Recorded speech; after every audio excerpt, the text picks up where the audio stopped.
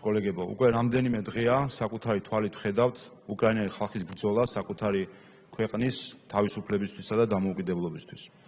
ჩვენთვის, ქართველებისთვის ეს ბრძოლა უცხო არაა და კარგად ვიცით თუ რას გრძნობენ ამ მძიმე დღეებში ჩვენი უკრაინელი დები და ძმები. ბრძოლას, მით უმეტეს ბრძოლას თავისუფლებისთვის ყოველთვის მოყვება მსხვერპლი, მათ შორის მსხვერპლი მშვიდობიან მოსახლეობაში, რაც ყველაზე დიდი საშინელებაა ომის დროსაც კი. ამიტომ ხტომის დაწყებამდე გთხოვთ უკრაინის სახელმწიფო ჰიმნის ფონზე წუთიერი დუმილით პატივი მივაგოთ დაღუპულთა ხსოვნას.